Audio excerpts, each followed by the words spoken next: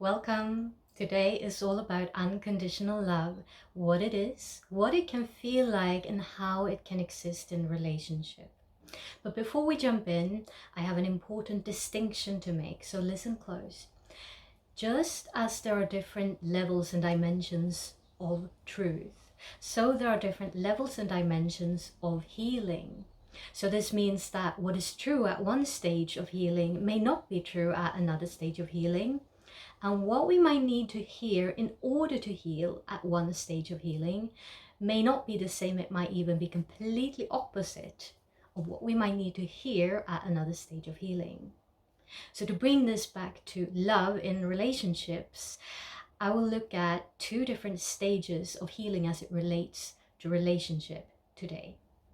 So at the first stage, the most validating thing that we can hear is that our relationship is enough as it is. Even if we struggle, even if there's daily conflict, even if we have to work hard for it, the love that we express in this relationship is the commitment to work on it together, even when it's hard, to be there for each other, even when it's hard, and to co-regulate and to repair the daily little ruptures and to heal together.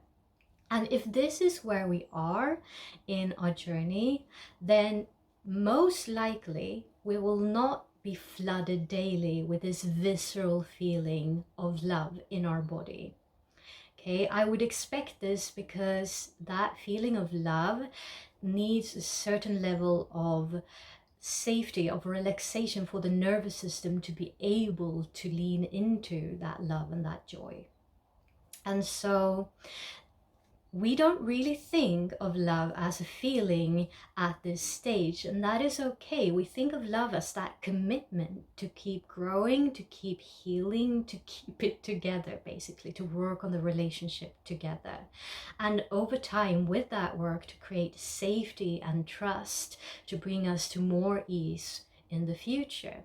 And if this is where we are, we need to give the time for that. This is a stage of healing that we just cannot skip. To the extent that we need relational healing, we need to take our time for that, for ourselves and for the other and for the relationship. Now, there is another stage and depth of relationship healing where it is more validating to hear, and it is more true, that relationships don't have to be a struggle at all. It can be so easy. It can be that sacred space where we feel like coming home completely, where all our walls and layers can just drop off and we can be completely ourselves and feel completely accepted. And if that space of safety continues and we can keep our walls down, then that becomes our new normal. That becomes our sense of home within our own body, within our own being. And how we interpret love in the relationship at this stage of healing begins to shift entirely. So it is no longer about nervous system regulation. It is not even about acceptance anymore of the other person and how they show up. It is more about really wanting to see them in their innermost aspect, to see all of them, to see their soul. And so we begin to go beyond the surface appearances of their personality, of our relationship dynamics, and so on. And we begin to see them fully. And what we must remember is that if we are desiring to see them that fully, then we must also be willing to be seen that fully ourselves. So being seen through all of our layers, all of our walls, all of our patterns into the essence of our soul.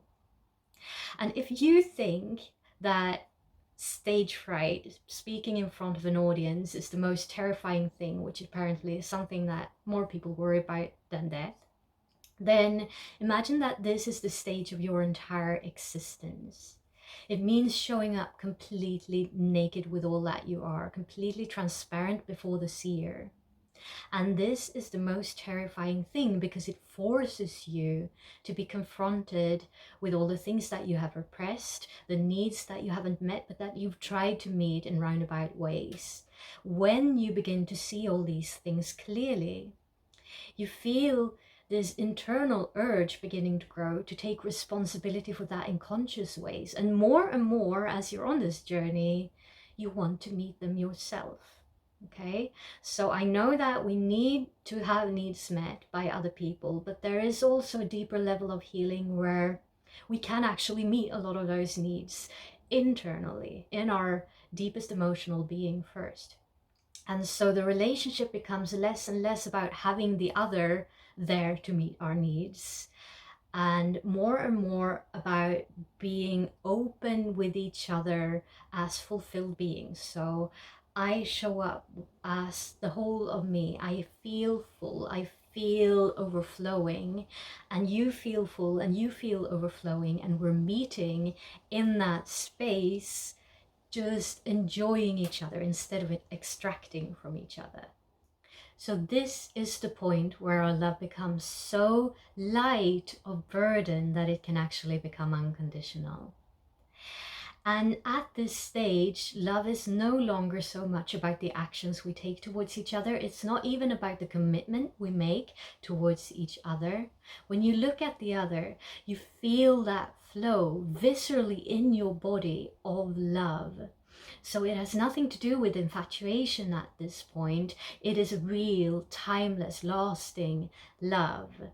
And you probably feel it around the heart chakra most, and then it might spread out to the body. And this is what we call a heart chakra awakening experience.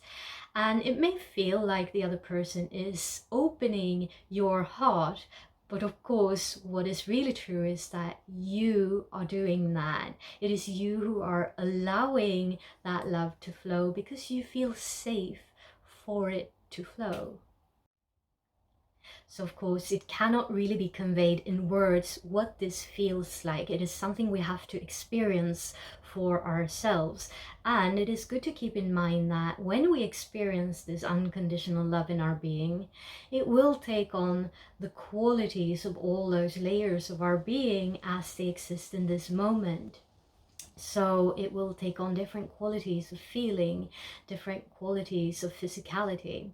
So when I feel this unconditional love, I can feel it as this river flowing freely from my heart, or I can feel it like flowers blooming out from my chest, or I can feel it like radiating from my entire being, or I can feel it like bubbles emerging from my heart. So it can take all those qualities of joyfulness, of peacefulness, of motherly love, fierce, fiery love.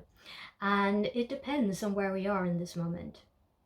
And if you have experienced some degree of Kundalini awakening or other awakening experience like this, then you might know some of these beautiful feelings. You may have experienced it for yourself, but then you find that it disappeared again. And if this is you, if this happened to you, then know that you're not alone. It is a pattern and it can be explained. So when Kundalini reaches the heart, it unveils our work that we have to do there, our past impressions that need clearing from the chakras, from the Sushumna channel. And there is further to this in the yogic philosophy. So in yoga, it is said that we have 3 granthis along the energy centers along the spine. The granthi means a knot, so it is something that needs extra care, extra unraveling, untying of this knot, extra healing. And one of those knots is located right near the heart. And so for all of us, we have more work to do around this area. And if you have this unconditional love, beautiful experience, or Kundalini awakening experience, then these knots, these things that need healing get illuminated, and we see them clearly for the first time, and we're back to healing again. So that's why those beautiful experiences are often short-lived. The good news is that if you've had the experience once, then you can have it again. And even if you haven't had it before, then commit to healing, commit to feeling love, and you will walk in that direction and you will feel it at some point. Now let's just drop a little deeper briefly. The reason that love may not be flowing completely freely through your being is not just what happened to you, what you did experience. It's also what you did not experience. So we have all walked through life with certain parts of us to varying degrees, never really being acknowledged, never really being seen and completely unconditionally accepted. And this does not mean that you feel that the entirety of your being is not accepted. You probably felt parts of you were loved and fully held and accepted, and maybe even praised and nourished. But we're on a healing journey now, and so we're here to bring all the parts along, including those that never got to be seen, that never got that warmth. And to bring this back into relationship again, in my perspective, as a society, we're having this ongoing discussion of whether relationships should be conditional or unconditional because we don't believe that we can have both. And this is because, in my view, parts of us that never experienced unconditional love don't believe that it is real, don't believe that it can exist for them. They have never felt it, so why should they trust that it is there for them? And this can be true even if we as a whole experience this state of unconditional love in our whole being, like in heart chakra awakening experience. It's still very possible that there were parts that were so deeply buried that they could not receive this love. They were not open to receiving it because they were holding on to this unconscious belief that I cannot experience this kind of love. And of course, the healing truth here is that as soon as we uncover unconscious beliefs like this, we can reprogram them, and that is our work. So it is when we internally begin to open up to receive this unconditional love within ourselves that we become ready to hold ourselves in a space of love, even when the external environment fluctuates, which it does on the healing journey. And it is meant to do so that we can learn that we can hold ourselves steady in that. So talking about external fluctuations, how do we actually ground this kind of love into our actual relationships? Well, first we need to become really, really clear within our being. What is unconditional love really for me personally? Now, if you ask me, unconditional love is really a state of being. It has actually nothing to do with the other person. In fact, if you have felt it, you know that you can feel it with a tree, with an insect, with a flower, even with the couch you're sitting on. So it's not about the other person at all, and we need to learn to differentiate between the relationship and the feeling. And the relationship does require not only a commitment, but it requires boundaries. So boundaries are a major part of what we call self-love. If we love ourselves, we don't stay in relationship dynamics that hurt us. We don't allow behaviors that repeatedly drain our energy or that puts our self-worth or value into question. And if we realize that this is happening, then we're really working on boundaries and safety, and we're not really having unconditional love as a main priority yet, and that is okay. So unconditional love really only becomes the main priority when those lessons are no longer our main concern. They may still be there, but we have healed enough to the point where our body-mind feels so safe at all times that our awareness can be predominantly centered onto love. And at that point, we're just naturally drawn to whatever can keep that love flowing freely. And boundaries is really a key part of that. So we never really drop our boundaries. The boundaries and the love support each other. Now let's share some examples of what unconditional love can look like in relationship with boundaries. It doesn't matter how much money you own, how you dress, or who you hang out with. It doesn't matter if you are young or old. where you come from, or whom you pray to. You are worthy of love to me, regardless of background and appearance. My lifestyle may or may not be compatible with yours, but I respect your choices. It doesn't matter what you're going through, for how long, or what mood you are in. You can be ecstatic or depressed. You can be in love or feeling lonely. You can be immature or mature. I can love you in all that. Depending on the severity of your state and my own, I may or may not be able to be there for you. If needed for my own health and balance, I may love you from afar. That doesn't mean that you aren't worthy of closeness or that I don't love you. It doesn't matter whether you change or stay the same. I still love you. I don't expect you to change, and I don't expect you to stay the same. You are free to go your own way and to make the choices that you feel are best for you.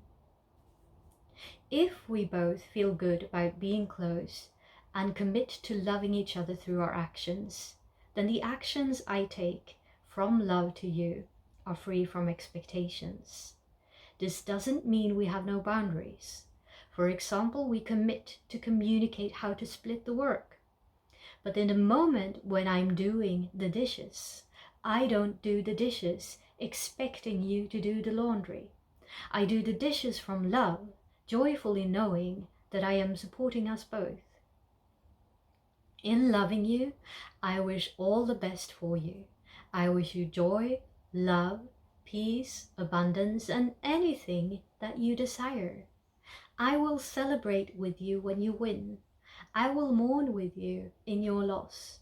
I don't do this just to extract anything from you, but truly because I see how worthy you are of all things good. If I feel that the relationship is not reciprocal, I will wish you well from afar, but I still wish to see you happy. You're invited to share more examples of what unconditional love can look like in the comments below. Of course, in the end, it always comes down to you and what you can hold space for within yourself. So if I have loved myself, even while having nothing and being no one, then I can truly love you the same. If I have loved myself, even in my darkness, then I can hold unconditional space for yours. If I have loved myself, even in radiant joyfulness, then I can rejoice in yours. And if I have loved myself, both in stagnancy and in change, then I can accept you wherever you are in that too. So the work to allow unconditional love happens within you first. As Rumi once said, your task is not to seek for love. It is merely to seek and find all the barriers to love that you have built within yourself. If you want to learn more, there are still spots open for the Infinite Love Immersion starting September 17. You'll find more details below. I wish you so much love and a beautiful day and week, and I thank you for tuning in and doing this work. Namaste.